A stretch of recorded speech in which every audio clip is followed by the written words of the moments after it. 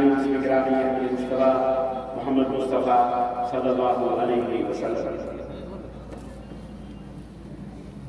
معزز علماء کرام،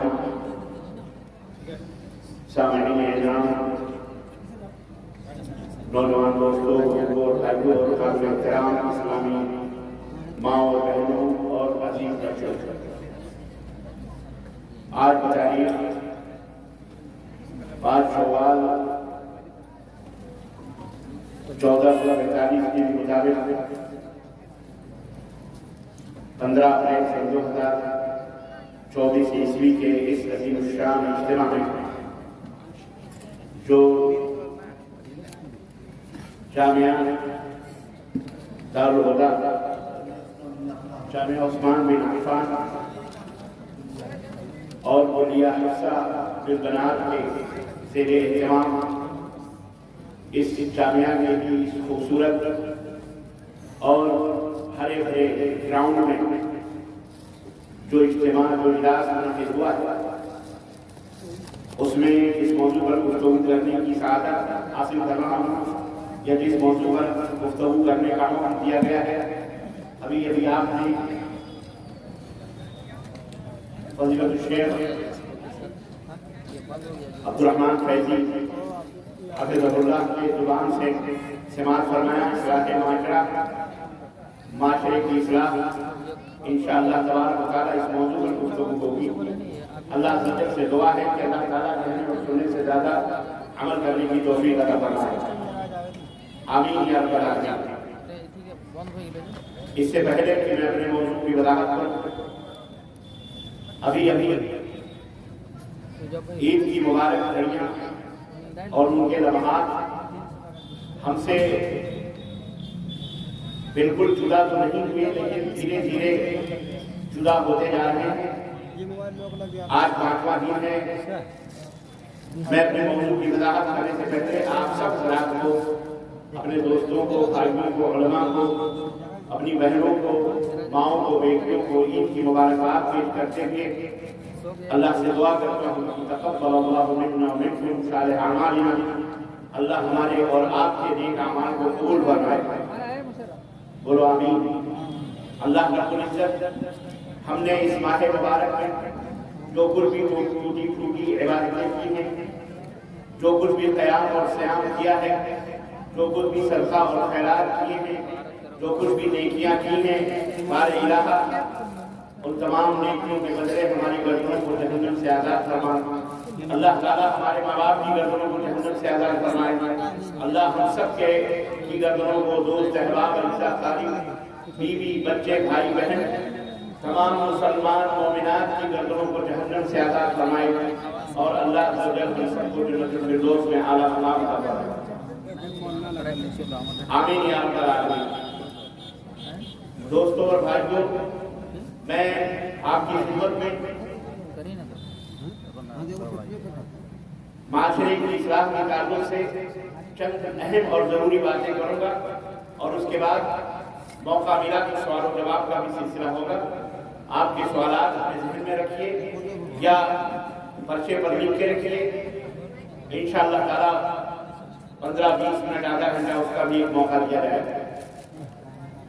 پر اس سے پہلے کہ میں اپنے موضوع کی طرف بڑھوں، ایک گزارش آپ حضرات سے اور اسٹیج پر بیٹھے ہوئے تمام احباب سے بھی ہے کہ میں کوئی بات اسی وقت کہہ پاتا ہوں جب مکمل طور پر مجھے خاموشی چاہیے ملے، جب سکون ملے، کسی کی میرے علاوہ کسی کی آواز نہ سنائی دے مجھے۔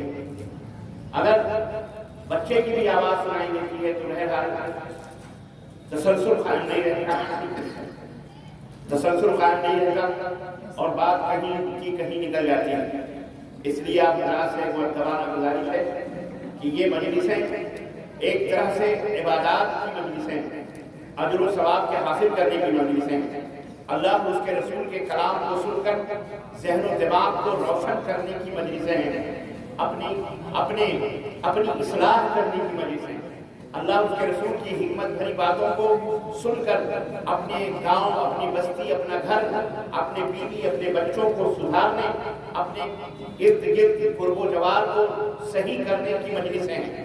اس لیے یہ مجلسیں منعقد کی جاتی ہیں، اسی لیے یہ ادارے بھی گاؤں گاؤں بستی بستی قائم کیے جاتے ہیں، تاکہ ننھے منھے جو آپ کے نور نظر ہیں، جگر گوشے ہیں، آپ کے دل کے ٹکڑے ہیں، انہیں سنوارا جائے، سجایا جائے، ان کی تربیت کا، تعلیم کا بہترین انتظام کیا جائے۔ اور جس طرح بچہ جب پیدا ہوتا ہے اور آپ اسے ڈاکٹر کے پاس لے کے جاتے ہیں یا ہاسپٹل میں پیدا ہوتا ہے تو اسے سب سے پہلے پولیو کا انجیکشن لگایا جاتا ہے۔ اسی طرح سے جب بچہ چلنے پھرنے کے لائق ہوتا ہے، زبان اس کی کھلتی ہے، بولنے کے لائق ہوتا ہے، تو ہر ماں باپ کی خواہش ہوتی ہے کہ اس کی زبان سے اللہ یا اس کے رسول کا نام نکلے، کلمہ شہادت پڑھے، یہ اللہ سے نزدیک ہونے کے کیا کیا ذرائع ہیں ان کو حاصل کرنے کی کوشش اور جدوجہد کرے۔ اور ہر مسلم معاشرے کا یہ فرض بنتا ہے، ہر مسلم سماج کی یہ ذمہ داری بنتی ہے کہ اپنے ان نونہالوں کو، ان مستقبل کے چاند اور ستاروں کو، ان مستقبل کی بیٹیوں کو، امت کی بنانے والی نسلوں کو ہم زیور علم سے، تعلم سے آراستہ اور پیراستہ کریں، ان کی بہترین سے بہترین تربیت کریں، انہیں بہترین سے بہترین زبان سکھائیں، انہیں بہترین سے بہترین علم سکھائیں، ان کو گڑ بتائیں، اپنے جو دین کے فروغ میں، جو دین کے بڑھانے میں کم از کم اس کے اندر وہ یوگدان ان کا ہو۔ اسی طرح اپنے وطن کو سجانے اور سنوارنے میں ان کی ذمہ داری ہو۔ یاد رکھیے یہ تمام ہم سب کی ذمہ داریاں ہیں۔ ہر آدمی یہ چاہتا ہے کہ یہ مدارس، یہ مساجد، یا یہ خطبات جمعہ، یہ دروس، یہ جلسے، یہ اجتماعات، یہ بچوں کی اقامت گاہیں، یہ بچوں کے لیے ہاسٹلز اور یہ اساتذہ اور یہ مدرسین، یہ اسی لیے بنائے جاتے ہیں کہ اس میں آپ کے بچوں کی تعلیم ہو، آپ کے بچے بہترین انسان بنے، جو دین کے سپاہی بھی ہوں، وطن کے بھی سپاہی ہوں، جو دنیا سے ظلم کو مٹانے کی ذمہ داریاں اپنے کندھوں پہ رکھنے کے لائق بن جائیں، جو ان کی سوچ، ان کی فکر اتنی خوبصورت اور اتنی اعلیٰ ہو کہ پوری دنیا کے اندر وہ اللہ اس کے رسول کا پیغام، امن و سلامتی کا پیغام، قرآن و سنت کا پیغام، اخلاق کا پیغام، ترقی کا پیغام، اسی طرح سے ہر معاملے میں عدل اور انصاف کا پیغام دنیا تک کو پہنچا سکے۔ یہ مدارس کی ذمہ داریاں ہوتی ہیں، یہ اساتذہ جو ہوتے ہیں یہ ماں باپ سے کہیں زیادہ اعلیٰ اور افضل بھی ہوتے ہیں۔ بعض وجوہات کی بنا پر، جیسا کہ علامہ ابن قیم الجوزی ابن تیمیہ کے شاگرد رشید نے بتایا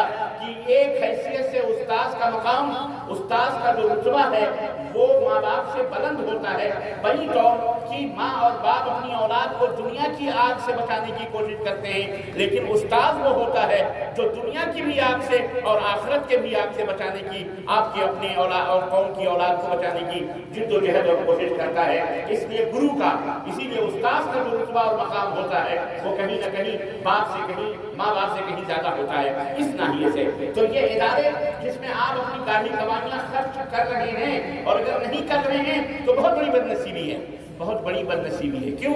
اس لیے کہ اس کے در و دیوار میں جو خون پسینے آپ لگا کر کے تعمیر کرتے ہیں، یہ در و دیوار اٹھ کر کے بڑکلہ سے گمانی نہیں چلے جائیں گے، یا گمانی میں جو خرچ ہوتے ہیں اٹھ کر کے بڑکلہ یا برہٹ نہیں چلے جائیں گے، یا برہٹ سے لے کر کے وہاں نہیں چلے جائیں گے، بلکہ یہ در و دیوار آپ کی زمین پر، آپ کی بستی کی زمین پر، آپ کے علاقے کی زمین پر، یہیں پر یہ در و دیوار رہیں گے، اور یہیں آپ کے بچے پیدا ہو رہے ہیں، یہیں وہ تعلیم حاصل کریں گے، یہیں وہ جگنوں سے ستارے بنیں گے، یہیں چاند بنیں گے، یہیں سورج بنیں گے، اور یہیں کے خاک سے اٹھ کر کے پوری دنیا کو انشاءاللہ تبارک تعالیٰ روشنی بھی بخشیں گے انشاءاللہ تبارک تعالیٰ۔ تو اس میں ہرگز بخیلی نہ کریں۔ جس طرح آپ اپنے بچے کے لیے بہترین کپڑے سلواتے ہیں، موسم عید اور بقرعید کے اندر اس کے لیے بہترین جوتے لاتے ہیں، بنیانیں لاتے ہیں، سوٹ لاتے ہیں، اپنے بچوں کے لیے سوٹ لاتے ہیں، شادی بیاہ میں اپنی آل اولاد پر خرچ کرتے ہیں، اسی طرح یہ جو روحانی غذا ہے، یہ روح جس کی پیاسی ہے، روح کو جس غذا کی ضرورت ہے، یہ ادارے انہیں غذاؤں کو مہیا کرتے ہیں۔ تو ان کا بھی انتظام کرنا صرف چند اساتذہ کی ذمہ داری نہیں ہے، ان کا بھی انتظام کرنا کریا بستی والوں کی ذمہ داری ہے، بستی کے لوگوں کی ذمہ داری ہے کہ اگر وہ اپنے غلوں میں 3 حصہ، اگر وہ اپنی کمائیاں کماتے ہیں کھیت سے حاصل کرتے ہیں یا کسی بھی چیز سے روزیاں پاتے ہیں، اگر وہ 3 حصہ کریں، ایک حصہ اپنے گھر کے لیے، دوسرا حصہ بھی گھر کے لیے مستقبل کے لیے، اور ایک تیسرا حصہ اپنے آل اولاد کے لیے مدرسوں پر، ان اسکولوں پر خرچ کریں، ان کی تعلیم و تربیت پر، تو پھر دیکھیں کہ کس طرح سے معاشرے اور سماج کے اندر چار چاند لگ سکتے ہیں۔ ہماری بیٹیاں، کہا جاتا ہے نا یہ ام کے معنی میں ماں، جو ہے الام تبلغ امہ، عربوں کا ایک مقولہ ہے، کہاوت ہے کہ مائیں جو ہیں امت بناتی ہیں، بیٹیاں امت بناتی ہیں۔ اللہ اکبر، یہ بہت بڑی بات ہے، یہ امت بنانا یعنی ایک قوم تعمیر کرنا ایک عورت کے ہاتھ میں ہوتا ہے۔ ہم اور آپ سب ایک ماں کے گود میں پلے ہوئے بڑے ہوئے لوگ ہیں، ہمیں اور آپ کو ہماری ماؤں نے جنم دیا ہے، ہمیں بولنا سکھایا، ہمیں چلنا سکھایا، انگلی پکڑ کر ہمیں ہر مصیبت سے بچایا، کھلایا پلایا، ایک ماں ہی ہے جو ہمیں اپنی زبان سے باپ کا بھی بابا کہلواتی ہے، اللہ بھی کہلواتی ہے، نبی صلی اللہ علیہ وسلم کا نام بھی بتلاتی ہے، ایک ماں ہی ہے۔ ماں ایک امت تعمیر کرتی ہے، ماں ایک امت بناتی ہے۔ اللہ اکبر، اس ناحیے سے اس کا رتبہ، اس کا مقام بہرحال اپنی جگہ مسلم ہے۔ تو اور بچوں کو پڑھانا، لڑکوں کو اور لڑکیوں کو، دونوں کو اللہ کے فضل و کرم سے برکت اللہ کے اندر جامعہ عثمان بن عفان اور اسی طرح سے کلیہ جو ہے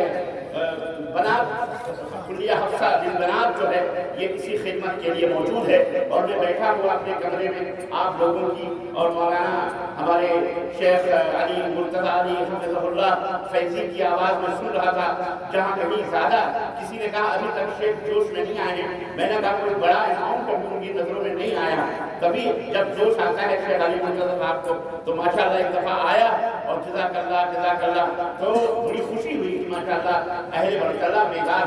کوئی آج سے کوئی 20 سال یا 18 سال پہلے میں آپ حضرات کے اسی مدرسے کی سرزمین پہ آیا تھا، شاید وہ میری زندگی کا پہلا موقع تھا جب میں نے یہاں چندہ ہوتے ہوئے سنا تھا اور دیکھا تھا، اور آپ کے جذبوں کی اور آپ کی روحانیت کی اور آپ کے سخاوتوں کا جو میں نے منظر دیکھا، اللہ کی قسم بتا رہا ہوں، آج تک میرے دماغ میں موجود ہے۔ اور ہندوستان ہی نہیں بلکہ سعودی عرب یا دنیا میں جہاں کہیں بھی گیا، اکثر جب یہ تمام سب چیزوں کا تذکرہ آیا تو میں نے اپنے اسی پہلے سفر برکت اللہ کا تذکرہ کیا کہ میں ایک دفعہ ایک جلسے میں برکت اللہ میں ایک جگہ ہے حاضر ہوا تھا، اور وہاں چندہ کرتے ہوئے میں نے دیکھا علماء کو، اور چندہ دیتے ہوئے میں نے عوام کو دیکھا، لوگوں نے اپنے اپنے کھیتوں تک کو چندے میں پیش کیا ہے، لوگوں نے اپنے بیلوں کی جوڑیاں پیش کی ہیں، لوگوں نے ماؤں بہنوں نے چاندی اور سونے پیش کیے ہیں، روپے پیش کیے، ماشاءاللہ ایک مسابقہ، ایک دوسرے سے سبقت لے جانے کا جو جذبہ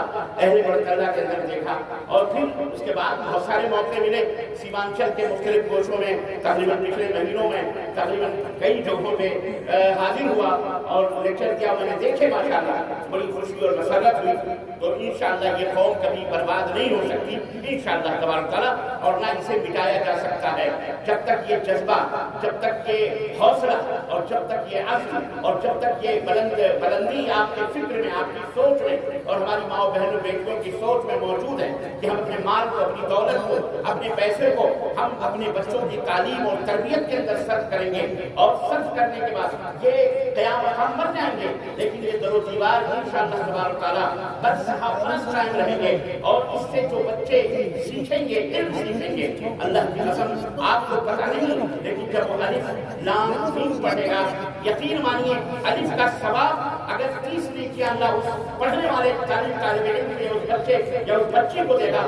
تو آپ نے جو 1 روپیہ خرچ کیا ہے اور اس در و دیوار میں خرچ ہوئے، اللہ کی قسم بتا رہا ہوں انشاءاللہ تبارک تعالیٰ، میرا یقین کہتا ہے، میرا ایمان کہتا ہے کہ اللہ رب العزت جو سب سے زیادہ رزاق ہے، جو قوت متین ہے، وہ آپ کو ضرور اس کا اجر پہنچائے گا، اس کا ثواب کا ضرور اللہ تعالیٰ آپ کو عطا فرمائے گا۔ تو اس وقت وہ فائدہ آپ کو نظر آئے گا، قبر کے اندر، قبر کی گہرائیوں تاریخوں میں جب روشنی کھلے گی تب آپ کو پتہ چلے گا کہ واقعی اس کا کتنا بڑا اجر ہے۔ میں نے دیکھا کہ بہت بڑے سخیہ کو اللہ اکبر ایک موقع پر بات آئی، ایسی گفتگو ہو رہی تھی، تو ناجائز طور پر کسی نے ان کے اوپر ڈیمانڈ کیا کہ اسکول کا 20 لاکھ روپیہ ہمیں آپ کو ادا کرنا ہے۔ تو اس میں بات آئی کہ دینا ہے کہ نہیں دینا ہے. تو اس خاتون نے جس کو اللہ کی قسم میں نے بڑے دیکھا اور بڑے قریب سے میں نے اس کی آواز سنی.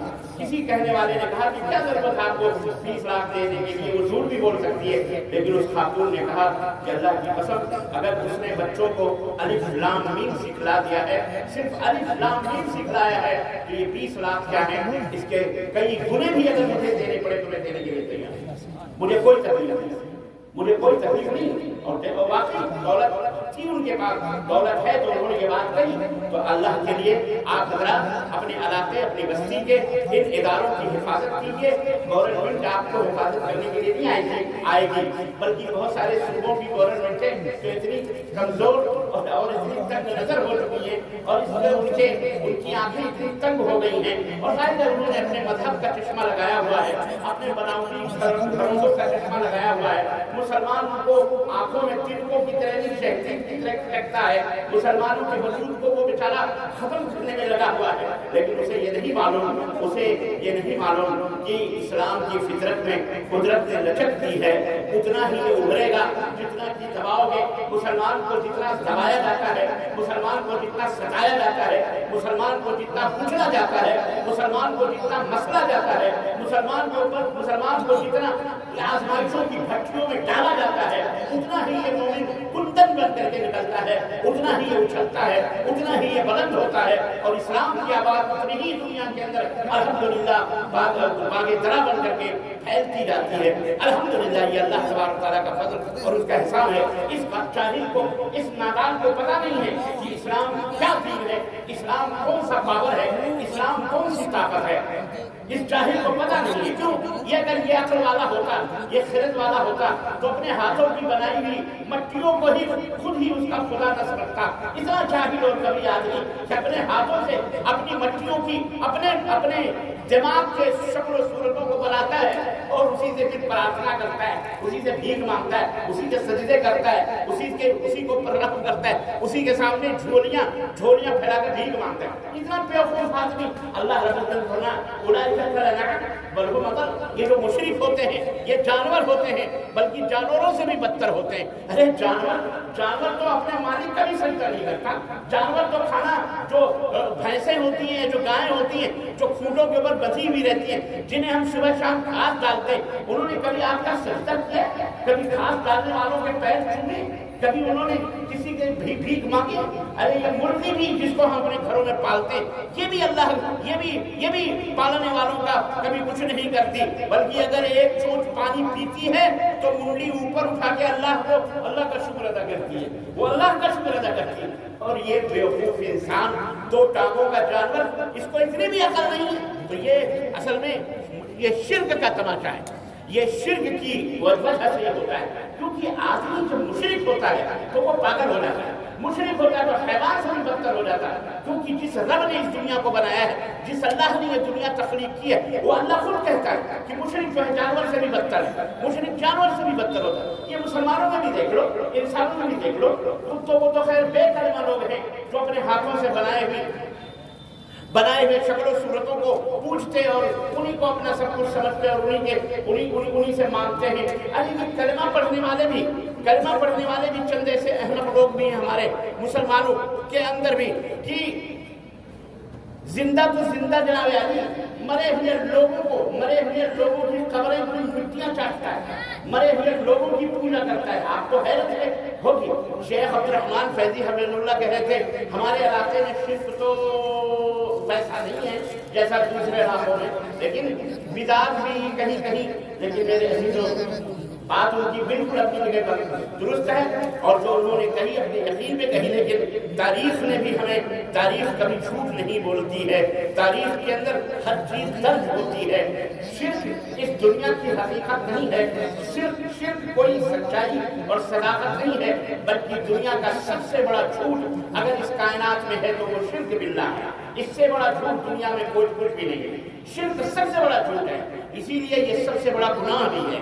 چوری کرنا اتنا گناہ بڑا نہیں ہے, اور قتل کرنا اتنا بڑا گناہ نہیں ہے, زنا کرنا اتنا بڑا گناہ نہیں ہے, بڑے گناہ کر دینا اتنا بڑا گناہ نہیں.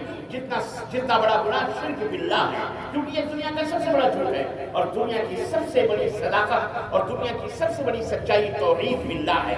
एक अल्लाह जिसने इस संसार को बनाया, जिसने आसमान और जमीन को पैदा किया, जिसने हुवल्लज़ी खलक़ लकुम मा फिल अर्ज़ि जमीअन सुम्मा इस्तवा इला समाई फसव्वाहुन्ना सबअ समावाति व हुवा बिकुल्लि शैइन अलीम।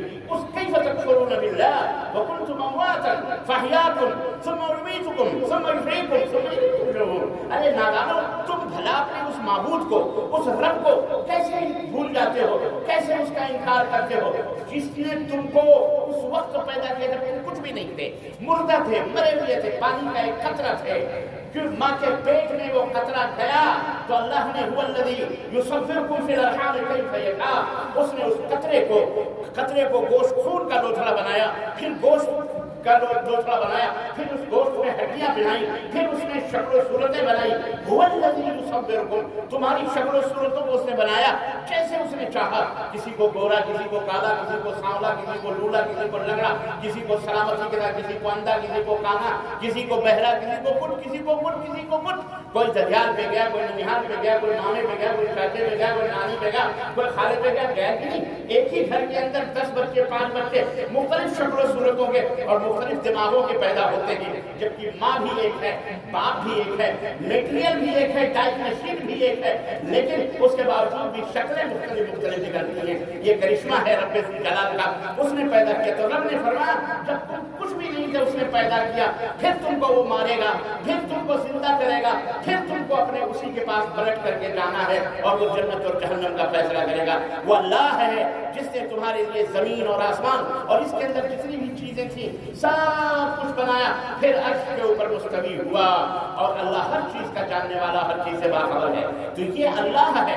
खुशनसीबी है हमारी और आपकी मुसलमानों कि अल्लाह ने हमें मुवहिद बनाया है, हमें अल्लाह ने अपना दर बताया है। हम एक अल्लाह के दर के मांगता है, हम एक अल्लाह के दर के भिखारी हैं, हमारा एक ही माबूद हकीकी है, हम सिर्फ एक अल्लाह से डरने वाले हैं, हम किसी और मखलूक से डरने वाले बोलो नहीं है, चाहे वो कोई भी हो, हम अल्लाह ही से डरने वाले हैं। हमारे दिलों के अंदर उसी की मोहब्बत जाग हुई है जिसने हमको बनाया, जिसने हमको पैदा किया, जिसने हमें आसमान दिया, जिसने हमें जमीन दी, जिसने हमें पानी दिया, जिसने हमें सर्दी दी, जिसने हमें गर्मी दी, जिसने हमें रोजी दी, आहार दिया, मुख्तलिफ किस्म के अनाज दिए और अल्लाह ने हर किस्म के फल फ्रूट दिए, उसी अल्लाह ने दिए हैं। तो हम उसी लिए उसकी इबादत और बंदगी करते हैं। या अय्युहन्नासु उअ्बुदू रब्बकुम अल्लज़ी खलक़कुम वल्लज़ीना मिन क़ब्लिकुम लअल्लकुम तत्तक़ून الذي جعل لكم الأرض فراشا والسماء بناء وأنزل من السماء ماء فأخرج به من الثمرات رزقا لكم فلا تجعلوا لله أندادا وأنتم تعلمون۔ اے دنیا کے لوگوں، اے संसार کے باشندوں، اپنے اس معبود کی، اپنے اس رب کی، اپنے اس مالک کی، پیدا کرنے والے کی پوجا کرو، عبادت کرو، اس سے پرارتھنا کرو، اسی سے بھیک مانگو۔ وہی مشکل کشا ہے، وہی حاجت روا ہے، وہی تمہارے درد کو دور کرنے والا ہے، وہی آرام دینے والا ہے، وہی موت و حیات بخشنے والا ہے، وہی جنت دینے والا، وہی فرق دینے والا، وہی نرک دینے والا، وہی دوزخ دینے والا، وہی تمہاری ہر چیز کا خالق و مالک ہے، جس نے تمہارے پروجوں کو بھی پیدا کیا، تمہارے دادا پردادا لکڑ دادا دادی نانی دادی سب کو اسی نے بنایا ہے، تم کو بھی اسی نے بنایا ہے۔ اس لیے تم اسی کی پوجا کرو، اسی کی عبادت کرو، لعلکم تتقون، تاکہ تم ایک سادھارن منش بن سکو، بہترین انسان بن سکو، کیونکہ جو پرہیزگار ہوتا ہے، جو متقی ہوتا ہے، وہ کائنات کا سب سے نمبر 1 مین ہوتا ہے، وہ سب سے بہترین منش ہوتا ہے، وہی پرشوتم منش ہوتا ہے، وہی سب سے عدل و انصاف والا انسان ہوتا ہے۔ وہ اللہ کون ہے؟ جس نے تمہارے لیے زمین کا بچھونا بچھایا، آسمان کی چھت تمہیں دی، وانزل من السماء ماء، پھر اسی آسمان سے تمہارے لیے بارش برسائی، فاخرج به من الثمرات رزقا لكم، پھر مختلف قسم کے اناج اتپن کیے اسی زمین سے۔ اللہ اکبر، پانی ایک ہے، زمین ایک ہی ہے، برکت اللہ والوں غور سے سنو قرب جوار کے لوگوں اور میری ماں اور بہنوں، اللہ کی قسم یہ ہماری بہت بڑی خوش نصیبی ہے، یہ ہماری بہت بڑی خوش نصیبی ہے جس رب نے ہمیں اپنا در بتایا ہے، اپنی معرفت دی ہے، اپنی پہچان دی ہے، اپنی شناخت بچائی ہے کہ بتائی ہے کہ مجھے پہچانو اللہ کو. جو مالک کو نہ پہچانے، جو غلام اپنے مالک کو نہ پہچانے، جو نوکر اپنے آقا کو نہ پہچانے، وہ سب سے بڑا آتنکوادی ہوتا ہے، وہ سب سے بڑا دہشت گرد ہوتا ہے، وہ سب سے بڑا غنڈہ ہوتا ہے، وہ سب سے بڑا لچا ہوتا ہے، وہ سب سے بڑا غدار ہوتا ہے، وہ سب سے بڑا لفنگا ہوتا ہے، وہ سب سے بڑا ذلیل اور کمینہ ہوتا ہے جو اپنے مالک کا کھائے، اپنے مالک کا پیے، اپنے مالک کے رحم و کرم پر جیے، اپنے مالک کا سب کچھ پاتے ہوئے پھر اسی سے اکڑے، پھر اسی کو آنکھیں دکھائے، پھر اسی کے گھر کے اوپر قبضہ کرے، پھر اسی سے غداری کرے، پھر اسی کو برا بھلا کہے اور اپنے خود ساختہ دوستوں کو ان کو اپنا مالک سمجھے. وہ سب سے بڑا کمینہ اور ذلیل قسم کا انسان ہوتا ہے. لیکن اے مسلمانوں، اللہ کا شکر ادا کرو کہ اللہ نے تمہیں اپنا نوکر بنایا تو تمہیں اپنا در بھی بتلایا. الحمدللہ اللہ تبارک تعالیٰ نے اسلام جیسی نعمت اور اسلام جیسی دولت سے ہمیں مالا مال کیا. لیکن یاد رکھو یہ ذمہ داری ہماری تمہاری ہے کہ جس طرح اللہ کی ان برکتوں سے، ان نعمتوں سے ہم فائدہ اٹھا رہے ہیں، ہمارے ارد گرد رہنے والے بہت سارے انسان ناواقف ہیں اور نہ جانکار نہیں ہیں، ان کو اس کا گیان نہیں ہے، اس کو ان کا علم نہیں ہے. یہ ہماری آپ کی ذمہ داری ہے کہ ہم ان کو ان کا علم دیں، ان کا گیان دیں، ان کی معرفت بتائیں، ان کو بتائیں کہ تمہارا سچا پیدا کرنے والا کون ہے، تمہارا معبود حقیقی کون ہے. اور یہ مدرسے، ان مدرسوں کے در و دیوار سے قرآن و حدیث کے ساتھ ساتھ توحید کی صلاح یوں بلند ہونی چاہیے کہ قرآن کی آیتوں کو بچوں کو سکھائے جائیں تاکہ لوگوں کے اندر وہ دعوت کا پیغام دے. بچیوں کو عالمہ بنے، فاضلہ بنے. کس چیز کی عالمہ فاضلہ؟ وضو بنانے کے لیے، نوافل وضو کے لیے، نماز کے لیے عالمہ فاضلہ. یہ بہت اچھی بات ہے کہ انسان کو اپنی تربیت پہلے کرے پھر اپنے سامنے والے. لیکن ہمارا ایک پہلو نظاموں کے ساتھ بہت عجیب و غریب ہے کہ ہم اپنے بچوں کو اپنے تربیت کا انتظام کرتے ہیں لیکن اپنے قرب و نواز جس دیش میں رہتے ہیں، جس ملک میں رہتے ہیں، اس ملک کے لوگوں کو، بیچاروں کو ہم اس نعمت سے محروم کیے ہوئے بیٹھے ہیں. ہم نعمتوں کو نہیں جانتے. اے مدارس کے ذمہ داروں، اے متولیوں مسجدوں کے، اے ناظروں، اے صدر، اے سیکریٹریوں، اے صدروں اور اے اساتذہ کرام اور اے معلموں، اے ذمہ داروں، ہمیں آپ سے میری دست بستہ گزارش ہے، میری آپ لوگوں سے درخواست ہے، کان کھول کر کے سنو. اللہ اکبر، اللہ اکبر. آج ہم اسی وجہ سے پیچھے ہیں کہ ہم نے نہ خود علم حاصل کیا نہ لوگوں کو اس کا علم پہنچایا. ہم دعوت کے اندر بھی فیل ہیں، تعلیم کے اندر بھی فیل ہیں. تعلیم اس حساب سے کہ ہم نے بچے کو حفظ تو کروا دیا، بڑی خوشی کی بات ہے. ہم نے عالم کا دستار باندھ دیا، پگڑی باندھ دی، بڑی اچھی بات ہے. لیکن اس سے 5 منٹ کے لیے آپ یہ کہیے کہ بیٹے ذرا کسی غیر مسلم کو اسلام کا پیغام پہنچا دے، اس کی بھاشا میں، اس کی زبان میں ذرا اسلام کے بارے میں کچھ علم دے دے، گیان دے دے، اللہ کے بارے میں دے دے، رسول کے بارے میں دے دے، قرآن کے بارے میں دے دے، آخرت کے بارے میں دے دے، آخرت کے بارے میں دے دے. اے میری بہن، اے میری بیٹی، ذرا کچھ اپنی سہیلیوں کو یا اپنے قرب و جوار رہنے والے محلے میں غیر مسلم عورتوں کو ذرا تم اسلام کی خوبیوں کے بارے میں بتا دے، رسول کے بارے میں بتا دے، سیرت کے بارے میں بتا دے، اس کی بھاشا میں. اللہ کی قسم دال میں نمک بھی بہت زیادہ میں بول رہا ہوں. بہت کم ایسے طلبہ ملیں گے، بہت کم ایسے علماء ملیں گے، بہت کم ایسے مدارس ملیں گے جہاں اس قسم کی تعلیم بچوں کو دی جاتی ہو. میں گزارش کروں گا بڑھ اللہ کے اس جامعہ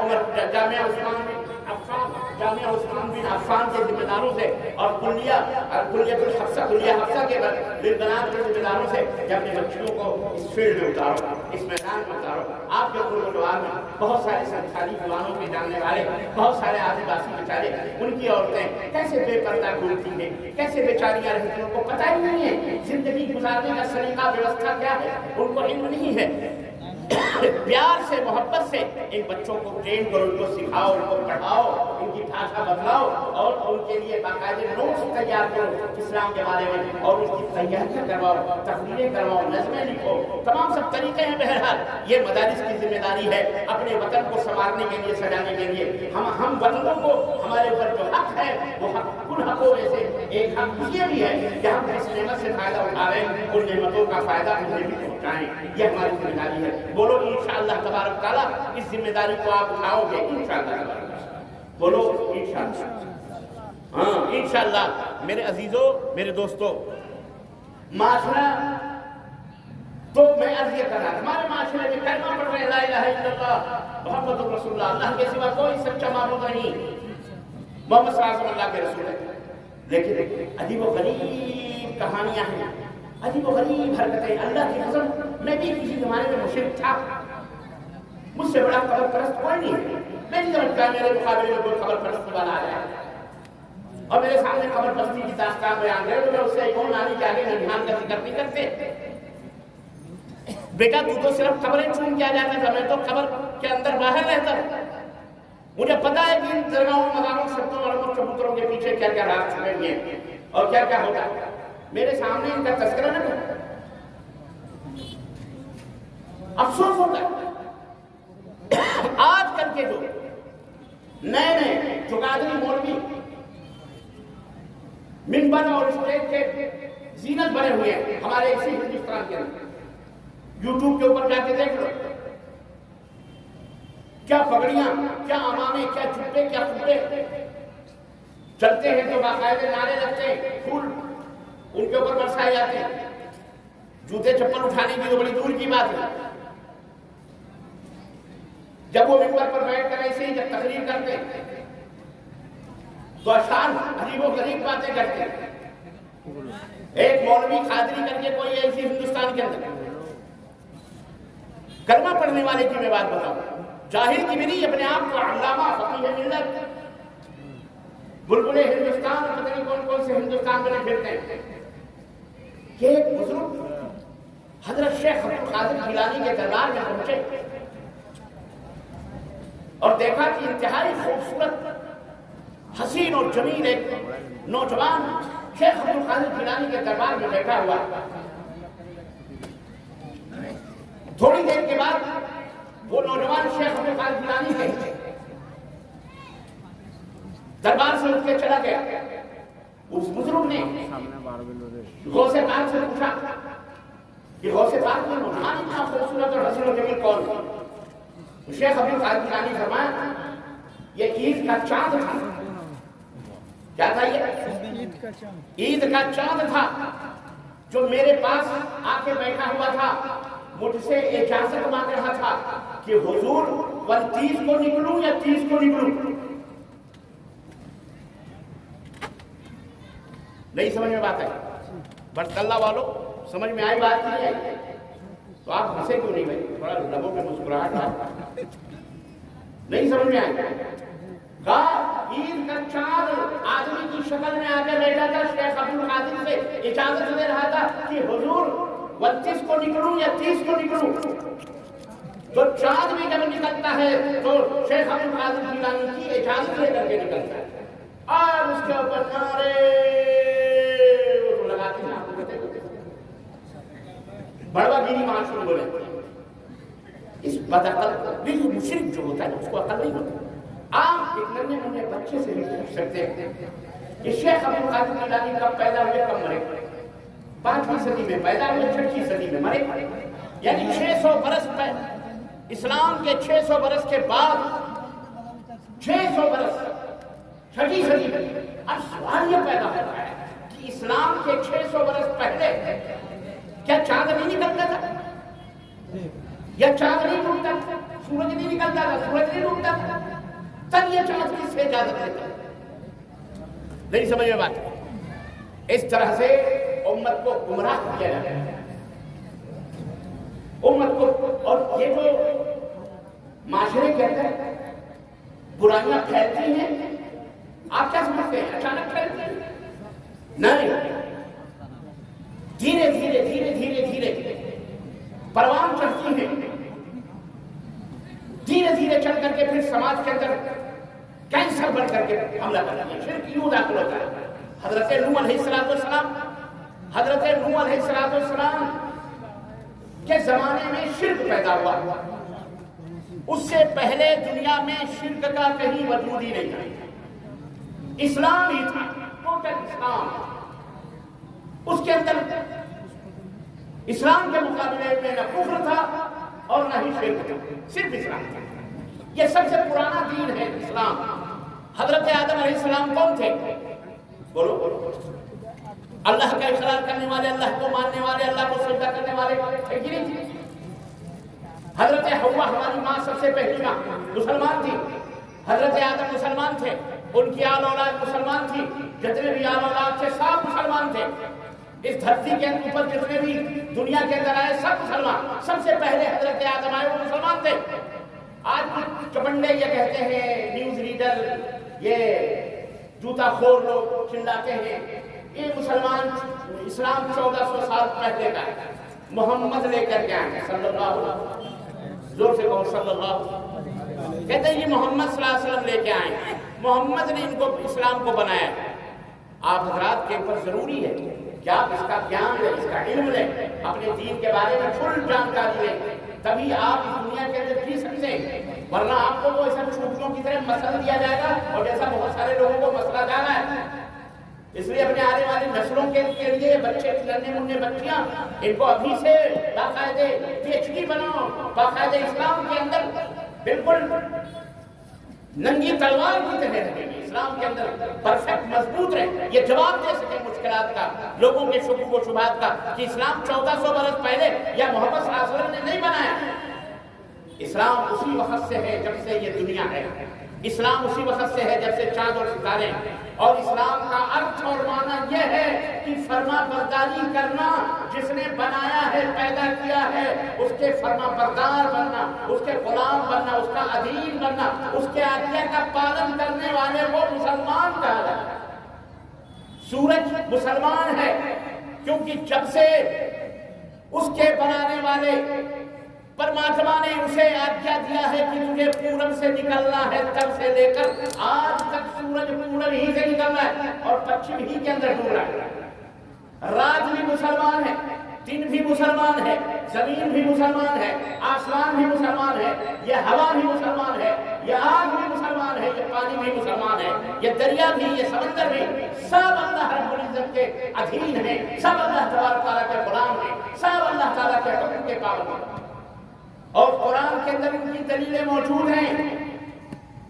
آپ کہہ سکتے ہیں کہ کیسے آگ اللہ کے حکم کی فرمانبرداری کرتی ہے، تو آپ اسے جواب دے سکتے ہیں اپنے قرآن سے، اور میں آپ کو وہ جواب بتلا کے جا رہا ہوں کہ یہ کہ آگ کا کام کیا ہے؟ جلانا۔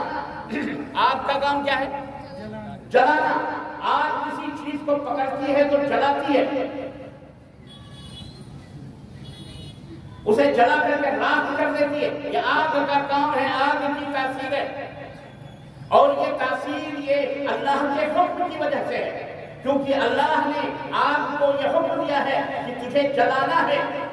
لیکن ہم نے قرآن میں دیکھا کہ ایک وقت ایسا بھی آیا کہ اللہ نے اسی آگ کو جسے جلانے کا حکم دیا تھا، اسی آگ کو اللہ نے حکم دیا کہ اے آگ میرا بندہ تیرے اندر آ رہا ہے، دشمنوں کی طرف سے آ رہا ہے، میرے دشمن ہیں، میرے ساتھ شرک کرنے والے، میرے نبی کے دشمن، میرے محبوب کے دشمن ہیں، تیرے پاس وہ آ رہا ہے، تجھے تیرے گود میں اسے پھینک رہے ہیں میرے دشمن، لیکن جب وہ آ جائے تیری گود میں تو اس کے جسم تو کیا اس کے کپڑوں پر بھی ذرا بھی آنچ نہیں آنی چاہیے، تجھے گلے گلزار بن جانا ہے۔ قلنا یا نار کونی بردا وسلاما علی ابراہیم۔ تاریخ نے بتایا، قرآن نے بتایا، جو ایک ایتھیکل کتاب ہے، ایک اتہاسک بک بھی ہے، اس نے بتایا کہ ایک زمانہ تھا جب ابراہیم علیہ السلام کو دشمنوں نے، اللہ کے دشمنوں نے، مشرکوں نے، آگ کے پجاریوں نے، بتوں کے پجاریوں نے، اپنے ہاتھوں کے بنائے ہوئے معبودوں کے پجاریوں نے انہیں آگ میں ڈالا اس جرم کی پاداش میں کہ انہوں نے کہا یہ خدا نہیں ہو سکتے، یہ بھگوان نہیں ہو سکتے، یہ کچھ مار جلا نہیں سکتے، یہ ہمارا بال بھی بیگا نہیں کر سکتے۔ اس دشمنی میں ابراہیم کو آگ کے اندر ڈالا گیا تھا، پتہ نہیں آپ کو، آگ کے اندر ڈالا گیا تھا، اور آگ نے پھر انہیں استقبال کیا گلے گلزار بن کر۔ اللہ نے فرمایا ٹھنڈی ہو جا، تو آگ نے ابراہیم کو ہرگز ان کے کپڑے تک کے اوپر دھبے نہ آئے، آگ ان کے لیے ٹھنڈی ہو گئی، پھول بن گئی۔ تو آگ بھی مسلمان ہے، آگ بھی بولو، آگ بھی مسلمان ہے، اور لوگ آگ کی بھی پوجا کرتے ہیں کہ نہیں؟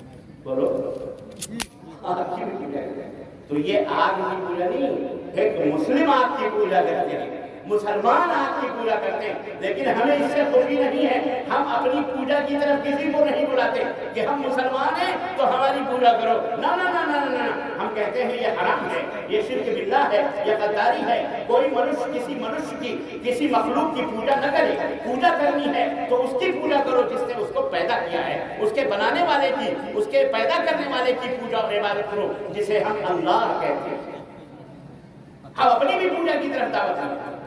یہ پانی جو لوگوں کو ڈبوتی ہے، یہ پانی جو لوگوں کو ڈبوتا ہے، لوگوں کو جب سیلاب آ جائے نوح علیہ السلام کے زمانے بستیوں کی بستیاں ویران، لیکن اس پانی کے اوپر بھی اس کے پیدا کرنے والے کا حکم چلتا ہے۔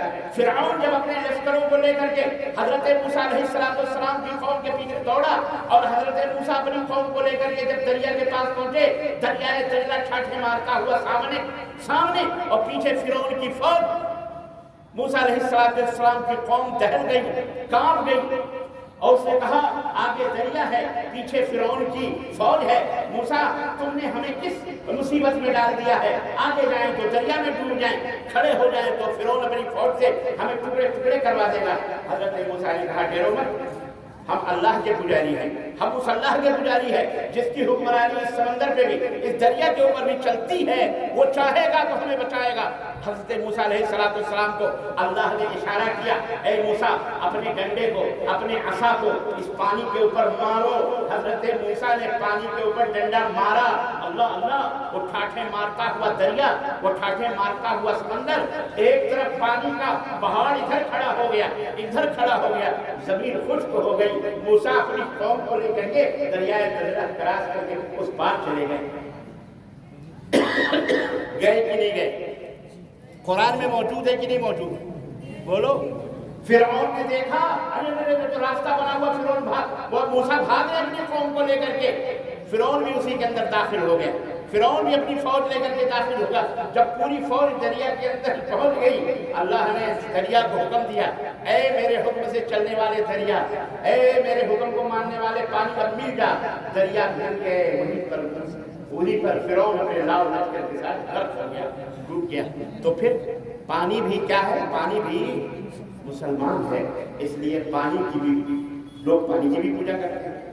بلکہ آپ سمجھتے ہیں ہمارے بھارت میں ہر حرکت میں کرنے والے کو ہر کنکر کی پوجا ہوتی ہے، ہر حرکت جس میں فائدہ ہے اسی کی پوجا ہوتی ہے۔ حد تو یہ ہو گئی، حد تو یہ ہو گئی۔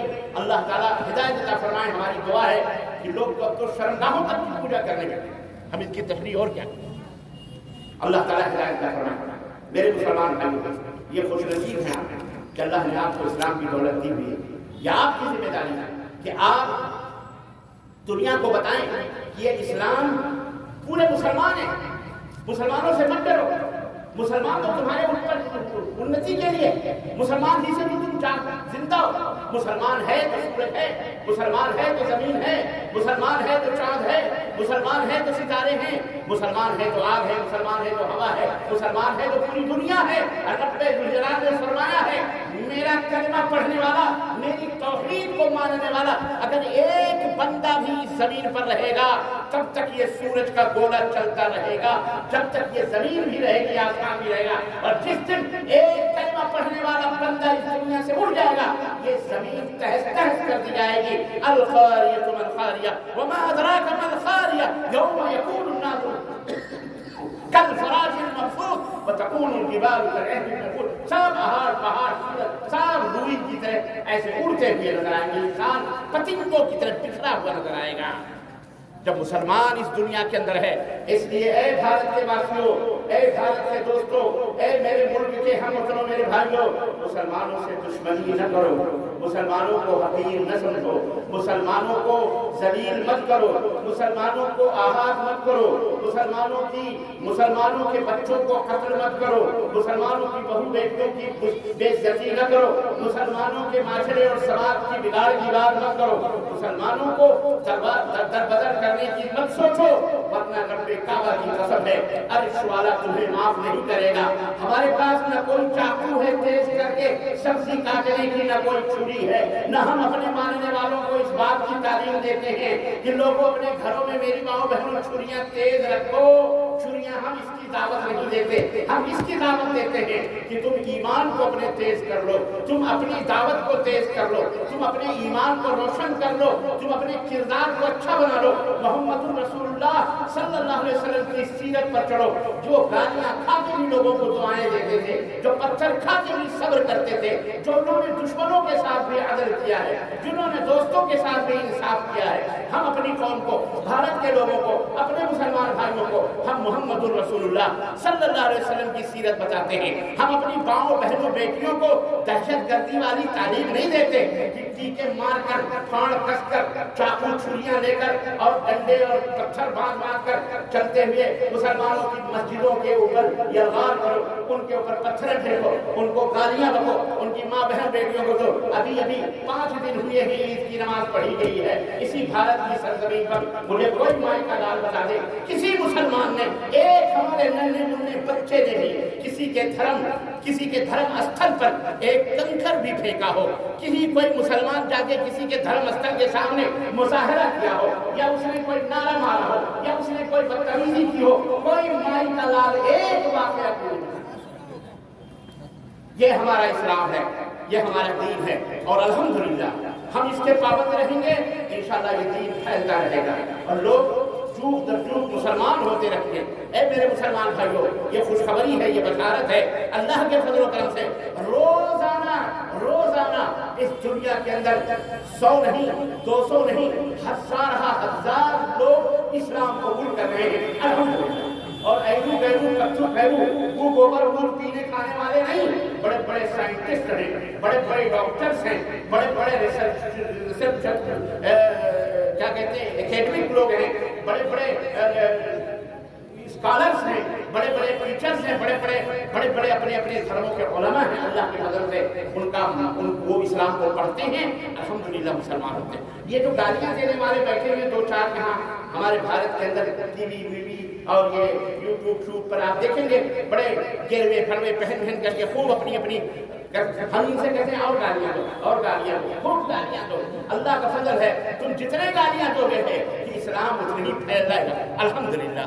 ہم تو نہیں کہہ پاتے، لیکن تمہاری زبان سے کم از کم ہمارے ملک کے ان عورتوں میں بیچاریوں نے جہاں تم نے تالے بند کر کے رکھے ہیں، جن کے کانوں کو تم نے سیل مہر کیا ہوا، اسلام کی آواز نہ آئے، کم از کم ان کے کانوں میں تمہاری زبانوں سے اسلام کا لفظ جا رہا ہے، اسلام کا لفظ جا رہا ہے۔ اور یہ ہمارا ایمان اور یقین ہے کہ جن کانوں میں اسلام کا لفظ جائے گا، انشاءاللہ کل نہ کل انشاءاللہ وہی ماں بہن بیٹی ہمارے دیش کی اسلام کے بارے میں جانکاری لے گی اور انشاءاللہ وہ مسلمان ہو جائے گی انشاءاللہ۔ میرے عزیزوں، لیکن یہ باتیں کہنے کے لیے بہت آسان ہیں، لیکن ہماری اپنی ذمہ داریاں بنتی ہیں کہ ہمیں اپنے معاشرے کو محمد الرسول اللہ صلی اللہ علیہ وسلم جیسا معاشرہ بنانا پڑے گا، وہ سماج پیدا کرنا پڑے گا۔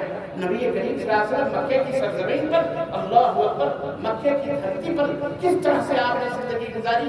اگر ہم یہ کہیں آج ہم بڑی آسانیوں کے ساتھ اپنے بھارت کے اندر ہیں، ہمارا بھارت ہمارا اپنا دیش ہے، ہماری جانوں سے بھی زیادہ عزیز ہے، جانوں سے بھی زیادہ پیارا ہے، ہم بھارتی ہیں الحمدللہ۔ اللہ کا یہ شکر ہے کہ اللہ نے ہمیں یہ سرزمین ہمارے باپ داداؤں سے ہمیں پائی چوائس عطا فرمائی ہے۔ اللہ تبارک و تعالیٰ نے ہمیں یہ دیا ہے، بخشا ہے اور ہمیں یہاں رکھا ہے، ورنہ بٹوارا جب کرنے والوں نے کرا تھا اور بانٹنے والوں نے بانٹا تھا، وہ ہم تو نہ تھے بانٹنے والوں میں، لیکن جنہوں نے بھی ہوشیاری کی، شیان پتی کری، آج وہ خود چلا رہے ہیں ایک ہو جاؤ، ایک ہو جاؤ، اکھنڈ بھارت بناؤ، اکھنڈ بھارت بناؤ۔ میں کہا میں آگے چلتا ہوں، آؤ ہم اکھنڈ بھارت بناتے ہیں، ایران کو بھی بلاتے ہیں، افغانستان کو بھی بلاتے ہیں، اے پاکستانی بھائیوں تم بھی آ جاؤ، بنگلہ دیشی بھائیوں تم بھی آ جاؤ، آؤ مل جل کر کے ایک بہترین ہندوستان بناتے ہیں، اکھنڈ بھارت بناتے ہیں، اکھنڈ بھارت بناتے ہیں۔ ہاں خیر منقسم، اکھنڈ بھارت سب سمجھتے ہیں، ہے کہ نہیں؟ جہاں کہیں کوئی بٹوارا نہ ہو، سب ایک ہو جائیں، کتنا اچھا رہے گا انشاءاللہ۔ جب پاکستان بھی مل جائے گا، بنگلہ دیش بھی مل جائے گا، افغانستان بھی آ جائے گا، ہم بھی آ جائیں گے، نیپال بھی جائے گا، الحمدللہ پھر تو مزے ہی مزے رہیں گے انشاءاللہ۔ ہمارا ملک اتنا بڑا ہو جائے گا، ہے کہ نہیں؟ ہم تو اس کے کہنے والے، اور دوسرے لوگ کہتے ہیں تو ہم جب بولتے ہیں تو بڑی چڑ ہوتی ہے، اپنا بولتے ہیں تو نہیں۔ کیوں اس بات پہ؟ آؤ ہم چلتے ہیں، ہم پاکستان سے کہیں گے کہ آپ کوئی دو بات لا جاؤ، ہم سب ایک ہو جائیں گے۔ لکھو، محضر تیار کیا جائے، نوٹ تیار کیا جائے کہ ہم سب اکھنڈ بھارت چاہتے ہیں۔ ہر پاکستان میں بھی پاکستانیوں کو ہم للکارتے ہیں، آ جاؤ تم بھی بھارت آ جاؤ، ہم بھی پاکستان آ جاتے ہیں، مل کر کے ہم ایک بھارت آ جاتے ہیں۔ بولو تیار ہیں آپ لوگ؟ کتنے تیار ہیں؟ بولو بولو انشاءاللہ۔ ہر ملک کے ماں کی ملک خدا ماں، ایک مسلمان کا زمین، ہر زمین ہماری ہے، ہر ملک ہمارا ہے، کیونکہ یہ ہمارے اللہ کا ملک ہے، کسی کے باپ کا نہیں ہے، کسی کے باپ کا۔ ہاں ہمارا خون ہے شامل، کیا ہے راحت انگوری نے کہا تھا، ہاں ہمارا خون ہے شامل یہاں کی مٹی میں، کسی کے باپ کا ہندوستان تھوڑی ہے، ہمارا ہندوستان بڑا ہے۔ ہم سب اپنے ملک سے، اپنے دیش سے پیار کرتے ہیں، اور اس دیش کے اندر خورت کرنے والے تو چوہے چکر بہت ہیں، اللہ انہیں جناب کو برباد فرمائے، بولو آمین۔ جھوٹ بول کر جو کھا رہے ہیں، جو کھلا رہے ہیں اپنے بال بچوں کو، جو پال رہے ہیں، جھوٹ بول کر ملک کی سمپتی لوٹ کر جو بدیشوں میں بھیج رہے ہیں، جو ہمیں فقیر بنا رہے ہیں، ہمارے اوپر نئے ٹیکس مار رہے ہیں، اللہ انہیں جناب کو برباد فرمائے، بولو آمین۔ اور جو ہمارے دیش کی بربادی کی فکر کر رہے ہیں، سوچ رہے ہیں، اور دیش کے اندر جو فرقہ واریت، جو سمپردائیکتا کر کے اپنا کی گدیاں بجانا جا رہے ہیں، اللہ ان سب کو نیست و نابود فرمائے، بولو آمین۔ یہ ہمارا فرض ہے، یہ ہمارا ملک ہے، اس کی حفاظت کے لیے ہم اللہ سے دعا کریں گے۔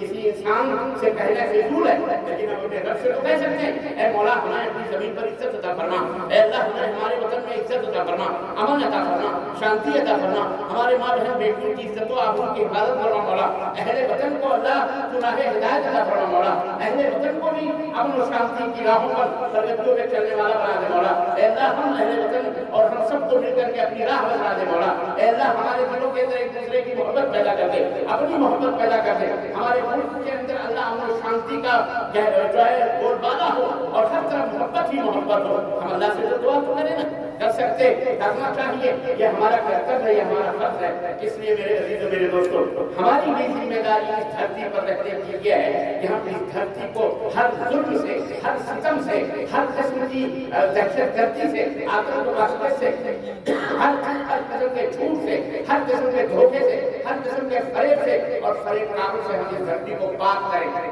صاف کریں، عدل اور انصاف کی لڑائی لڑیں، ہم جو ہے جسٹس کے لیے فائٹ کریں، ہم ملک کے دیش کی ترقی کے لیے تعلیمی میدان کے اندر آگے بڑھیں، ہم اپنے بچوں کو ڈاکٹر بنائیں، جہاں ہم عالم بنا رہے ہیں، جہاں ہم حافظ بنا رہے ہیں، وہیں اپنے سنویدھان کا بھی حافظ بنائیں، اپنے دیش کا جو قانون ہے اس قانون کی حفاظت کرنے والا لائر بنائیں، بیرسٹر بنائیں، جج بنائیں، مجسٹریٹ بنائیں۔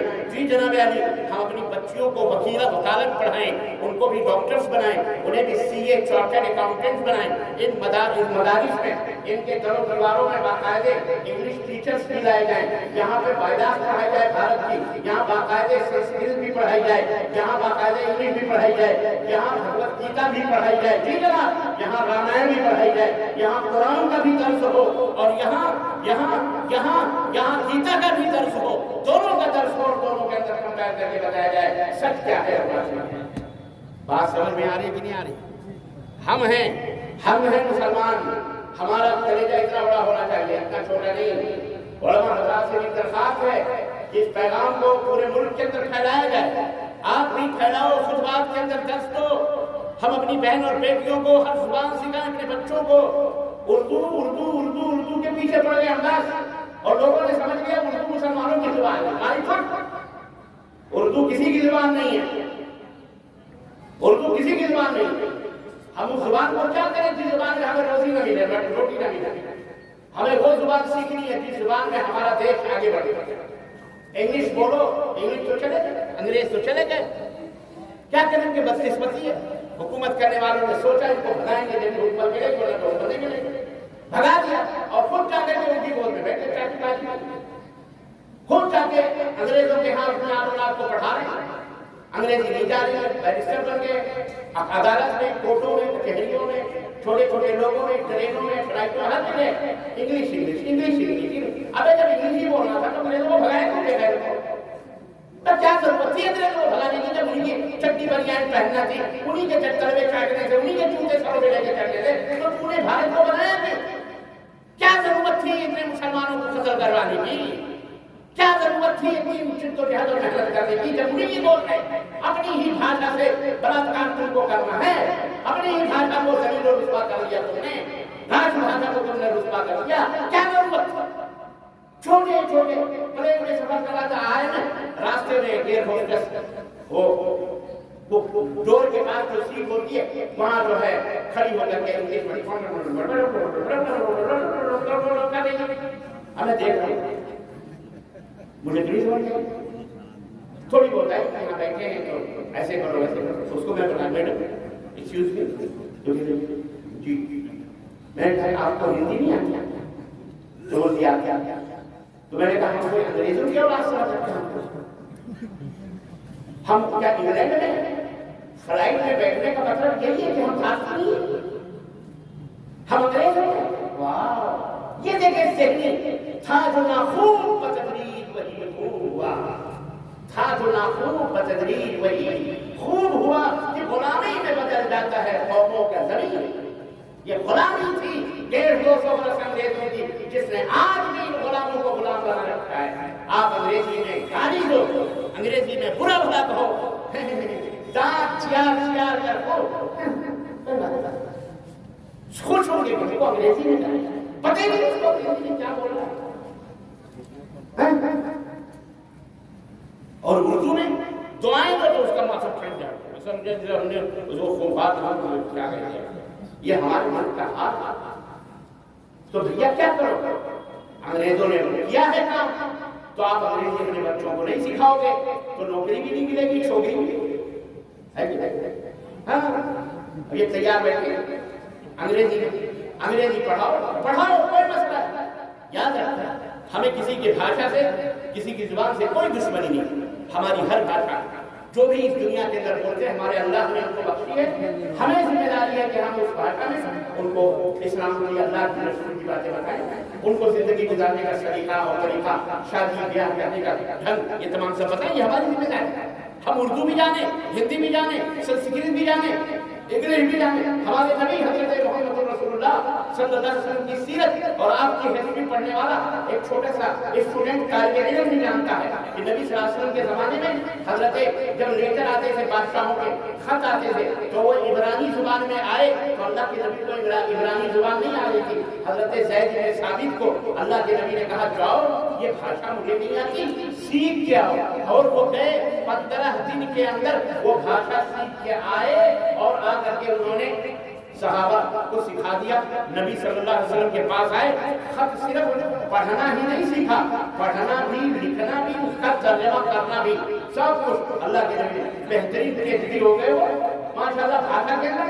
ہم اپنے بچوں کو بھاشا سکھائیں تاکہ جن کو سنسکرت نہیں ہے میں بات کرنی ہے، ہمارا بچہ کسی ساتھی سنت کے پاس کھڑے ہو کر کے قرآن کریم لے کر کے الحمدللہ رب العالمین الرحمن الرحیم مالک یوم الدین سنسکرت کے اندر اس کا ٹرانسلیٹ کر رہا ہے، قرآن کے بھاشا انگلش کے اندر ترجمے کر رہا ہے، سنسکرت کے اندر ترجمے کر رہا ہے، بہترین ہندی کے اندر ترجمے کر رہا ہے، باقاعدہ ہماری بچیاں پڑھ رہی ہیں، سکھا رہی ہیں، سب کو بتا رہی ہیں، ہماری حجت قائم ہو رہی ہے۔ پھر دیکھو کیا مقام ہوتا ہے تمہارا، اسی سرزمین پر کیا رتبہ ہوگا۔ اللہ کی قسم وہ دن دور نہیں جب اللہ تبارک و تعالیٰ کے نظروں کے آپ محبوب ہو جائیں گے، لوگ تمہاری جوتیاں اٹھا کے اپنے سروں پہ رکھنے کو فخر کر دیں گے انشاءاللہ تعالیٰ۔ یہ فارمولہ یاد ہے، بھاشا سیکھو اور سکھاؤ، عورتوں کو بھی، مردوں کو بھی، بچوں کو بھی، بچیوں کو بھی۔ اور ایک بات یاد رکھو، تعلیم اس لیے نہ حاصل کرو کہ تمہیں نوکری ملے، معاف کیجیے گا بہت اہم بات ہے، تعلیم اس لیے نہ حاصل کی جائے، ایجوکیشن کا مقصد پیسہ کمانا نہیں، ایجوکیشن سے زندگی جینے کا سلیقہ آتا ہے، ایجوکیشن سے اپنے آپ کی، اپنے اسرہ کی، اپنے خاندان کی، اپنے سماج کی، اپنے معاشرے کی ترقی کا سلیقہ آتا ہے۔ گفتگو کرنے کا ادب، آداب، تہذیب، تمدن، اخلاقیات، برائیوں سے دوری، منکرات سے اجتناب، پرہیزگاری، اللہ تبارک و تعالیٰ کے حکم کی فرما برداری، یہ تمام عدل اور انصاف تعلیم سے آتا ہے، تعلیم ہی کو دیتی ہے۔ اس لیے کوئی اگر یہ سوچتا ہے ہمارا بیٹا بیرسٹر بن جائے، یہ ہو جائے، بس کافی ہے، اس کے لیے کافی کچھ بھی نہیں ہے۔ اگر وہ بد اخلاق ہے، اگر وہ بد زبان ہے، اگر وہ بے ایمان ہے، اگر وہ چور ہے، اگر وہ فریب کر رہا ہے، دھوکہ دے رہا ہے، جھوٹ بول رہا ہے، اللہ کی قسم اس کا جاہل رہنا زیادہ بہتر تھا، اس کے علم حاصل کرنا۔ تعلیم اللہ سے ملانے والی چیز ہے، تعلیم جنت تک پہنچانے والی چیز ہے، تعلیم اللہ کے نزدیک بہت اہم چیز ہے۔ اس لیے اپنے بچوں کو روزی روٹی کے لیے نہ پڑھاؤ، اپنے بچوں کو بہترین انسان بنانے کے لیے، بہترین انسان بنا کر اس دنیا کو بہترین بنانے والا، اپنی بیوی بچوں کو، اپنے اولاد کو بنانے والا سکھاؤ۔ اس لیے تعلیم، نوکری تو جھک مار کر کے آئے گی انشاءاللہ تبارک و تعالیٰ، آج نہیں تو کل انشاءاللہ۔ عزیزان گرامی، تو سماج اور معاشرے کو ہمیں چاہیے کہ ہم محمد الرسول اللہ صلی اللہ علیہ وسلم نے جس طرح سے اپنا سماج بنایا تھا، آپ کے سماج میں ساری برائیاں تھیں، جب آپ مکے کے اندر آئے ساری برائیاں تھیں، چوری بھی تھی، زناکاری بھی تھی، بدکاری بھی تھی، لوٹ بھی تھا، قصور بھی تھا، جھوٹ بھی تھا، دغابازی بھی تھی، زناکاری بھی تھی، ایک عورت 10 مردوں سے بیاہ کرتی تھی، ظلم اور ستم کی چکیوں میں لوگ پسے ہوئے تھے، اللہ کے ساتھ شرک بھی تھا، اللہ کے ساتھ گستاخی بے ادبی بھی تھی۔ اللہ کے نبی نے کیسے اس معاشرے کو چینج کیا، کیسے اللہ کے نبی نے اس معاشرے کو بدلا، اور کیسے ان کے دلوں میں اللہ کا خوف پیدا کیا کہ اللہ اکبر۔ ہم نے وہ دن بھی دیکھا کہ وہی عورت جو 10 مردوں سے شادیاں کرنے کو فخر سمجھتی تھی، جب وہ اسلام کے آغوش میں آتی ہے، نبی کائنات صلی اللہ علیہ وسلم کے ہاتھوں پر بیعت کرتی ہے، اور اس سے زندگی میں ایک غلطی سرزد ہو جاتی ہے، یعنی اس سے زنا ہو جاتا ہے، بھول چوک زنا ہو جاتا ہے، غلطی انسان سے ہی ہوتی ہے، ان سے بھی غلطی ہو گئی، لیکن پیٹ میں جب بچہ آیا تو احساس جرم نے بے قرار کیا، بے چین کیا، نیندیں حرام کر دی، اللہ کے خوف نے انہیں کھانا پینا ان کے اوپر حرام کر دیا۔ ڈرتے ہوئے نبوت کی بارگاہ میں حاضر ہوئی، نبی کریم صلی اللہ علیہ وسلم خدمت میں کہا طہرنی یا رسول اللہ، اللہ کے نبی مجھ سے جرم ہو گیا، میں نے زنا کر دیا ہے، مجھے پتھروں سے مار مار کر کے ہلاک کر دیا جائے، مجھے پاک کر دیا جائے۔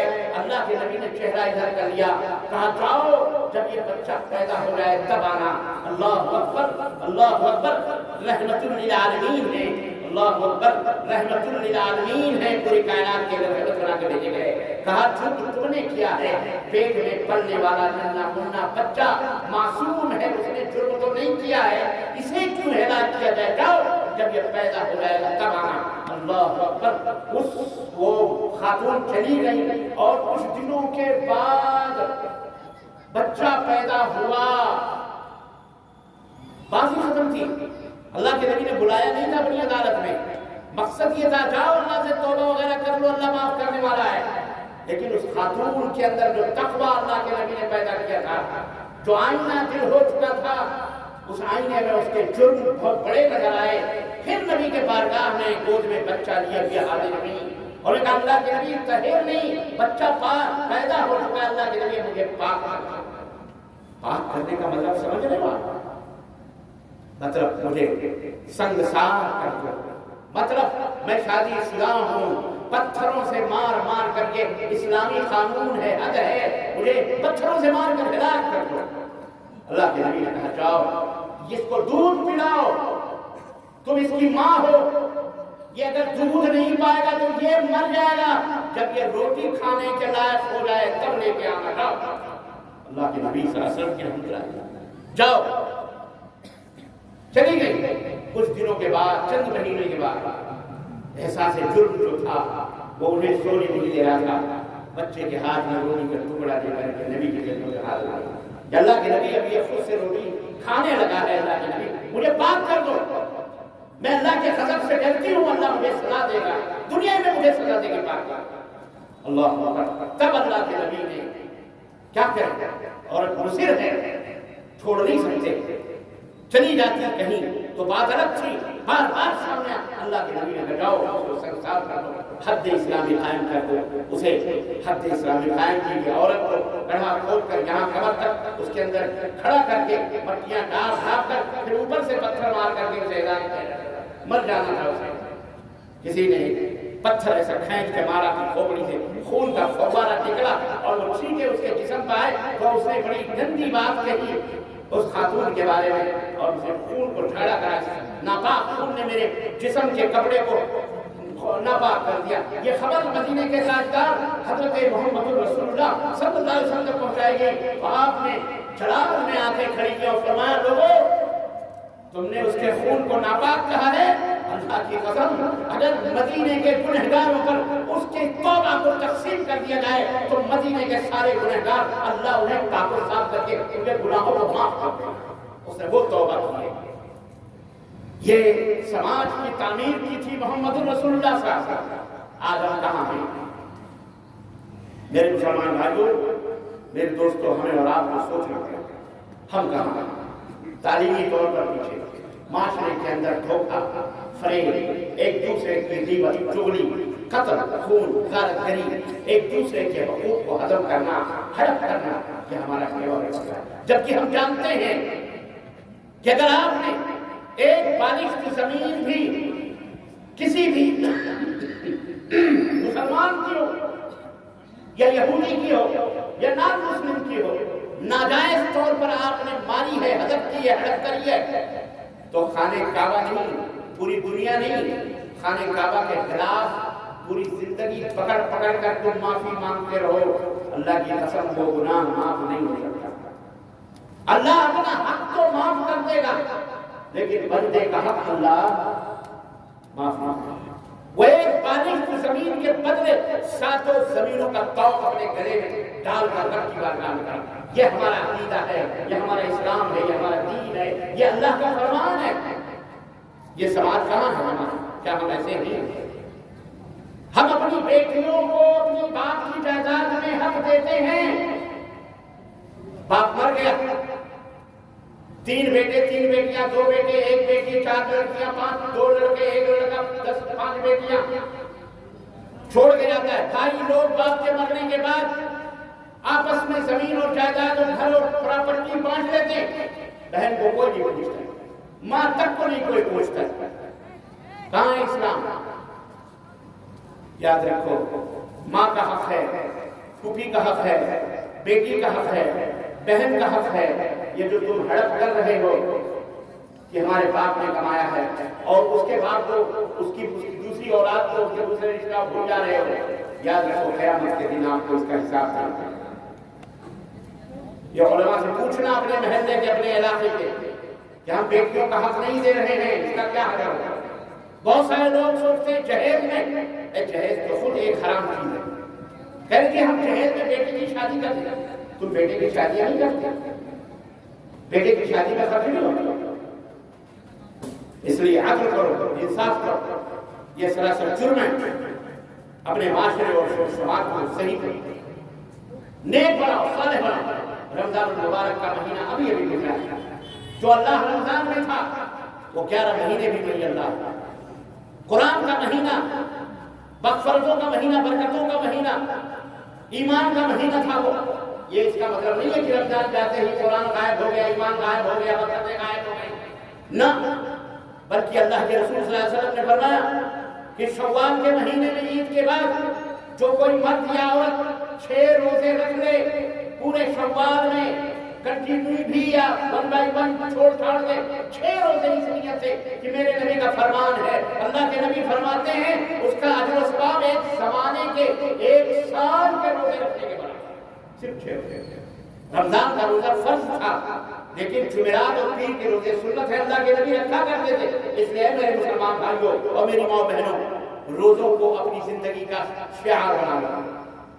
جمعرات کو بھی روزہ رکھو, پیر کو بھی روزہ رکھو. اللہ کے نبی نے فرمایا جمعرات کو روزہ میں رکھتا ہوں کیونکہ اللہ کی بارگاہ میں پورے 1 ہفتے کے اعمال اللہ کے دربار میں پیش ہوتے ہیں. تم جب میرے بھی اعمال پیش ہو تو میں یہ چاہتا ہوں کہ اس وقت میں اللہ کے دربار میں میرا اعمال روزے سے.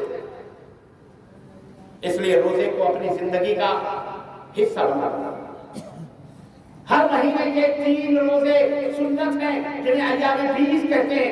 12 13 14 عربی کے حساب سے 12 13 14 شوال، 12 13 14 محرم، 12 13 ذوالحجہ، ایسے ہر مہینے کے ایام 20 کو یا 13 14 15 3 مہینے 3 دن روزہ رکھو.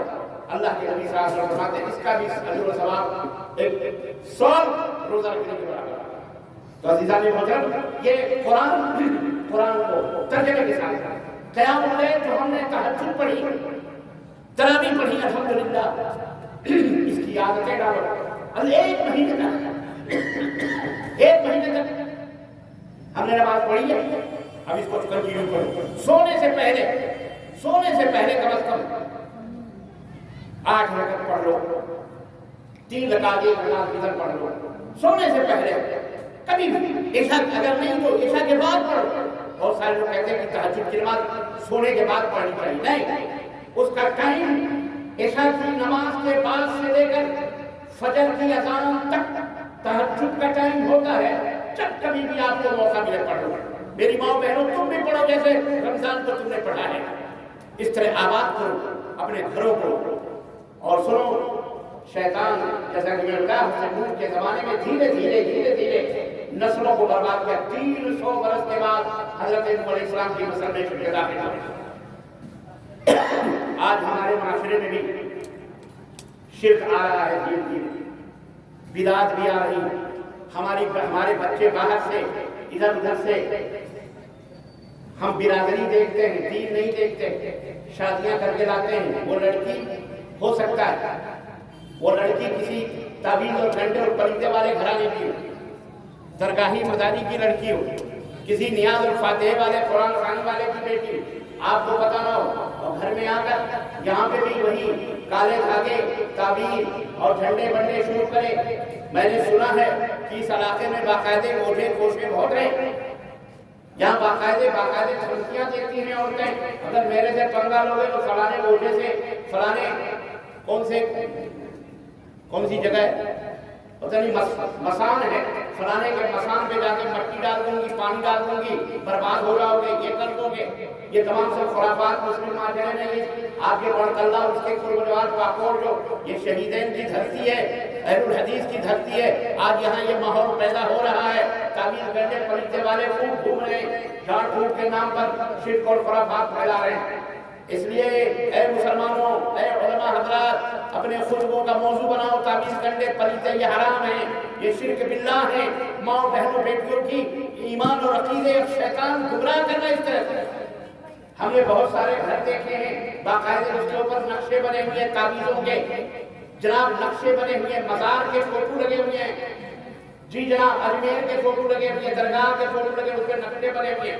شو بازی میں کی یہ شو ہے، خوبصورتی میں اس طرح سے.